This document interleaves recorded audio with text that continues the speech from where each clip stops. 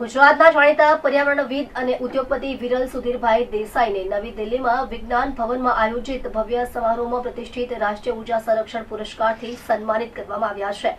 શ્રી દેસાઈએ ભારતના રાષ્ટ્રપતિ શ્રીમતી દ્રૌપદી મુર્મુના હસ્તે આ પુરસ્કાર સ્વીકાર્યો હતો। ઉર્જા સંરક્ષણ અને પર્યાવરણ સુરક્ષામાં તેમના અસાધારણ યોગદાન બદલ આ તેમનો સતત ત્રીજો ગોલ્ડન ટ્રોફી અને કુલ 6થો રાષ્ટ્રીય પુરસ્કાર છે। ગ્રીનમેન તરીકે જાણીતા વિરલ દેસાઈની કંપની ઝેનીટેક્સે ઉર્જા કાર્યક્ષમતા અને સંરક્ષણ માટે અદ્યતન પદ્ધતિઓ અપનાવવા બદલ રાષ્ટ્રીય સ્તરે માન્યતા મેળવી છે।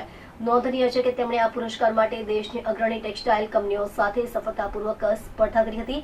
તેમના પર્યાવરણ સુરક્ષાના પ્રયાસો માત્ર ઔદ્યોગિક ક્ષેત્ર પૂરતા મર્યાદિત નથી। વિરલ દેસાઈએ અત્યાર સુધીમાં ગુજરાતમાં 7 સુંદર અર્બન ફોરેસ્ટ વિકસાવ્યા છે, જે શહેરી વિસ્તારોમાં હરિયાળી વધારવામાં અને જૈવ વિવિધતા જાળવવામાં મહત્વપૂર્ણ ભૂમિકા ભજવે છે। આ સિદ્ધિ પર પોતાનો આનંદ વ્યક્ત કરતા વિરલ દેસાઈએ જણાવ્યું હતું કે આ પુરસ્કાર માત્ર મારા માટે કે મારી કંપની માટે નથી, પરંતુ પ્રકૃતિ પ્રત્યે સમર્પિત દરેક વ્યક્તિ માટે છે। ઉર્જા સંરક્ષણ સમયની તાતી જરૂરિયાત છે અને પર્યાવરણને બચાવવાનો મારો સંકલ્પ વધુ મજબૂત થશે। આ સન્માન મને સ્વચ્છ અને હરિયાળા ભવિષ્ય તરફ કામ કરવા માટે વધુ પ્રેરિત કરે છે। તેમણે વર્ષ 2019, 2022 અને આ વખતે 2025 એમ સતત ત્રીજી ગોલ્ડન ટ્રોફી એનાયત થઈ છે, તો સતત બીજી વખત રાષ્ટ્રપતિ દ્રૌપદી મુર્મુના હસ્તે આ એવોર્ડ એનાયત થયો છે। તેમની આ સિદ્ધિથી સુરત તેમજ સમગ્ર ગુજરાતને ગૌરવ પ્રાપ્ત થયું છે।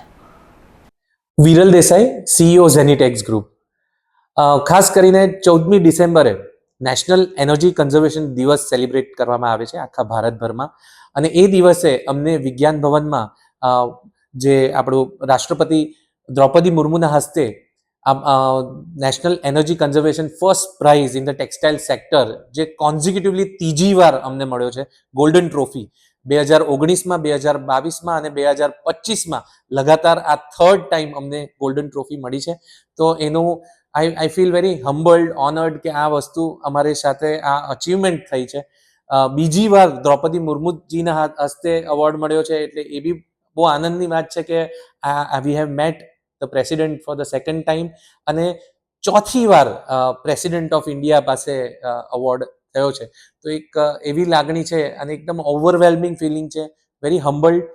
નેશનલ એનર્જી કન્ઝર્વેશન, ખાસ કરીને એનર્જી કન્ઝર્વેશન કેવી રીતના થાય છે, ઉર્જા સંરક્ષણ ને એમાં ટેકનિકલ ડેટા જે છે એ ફેક્ટરીમાં એ લોકો જોઈ છે।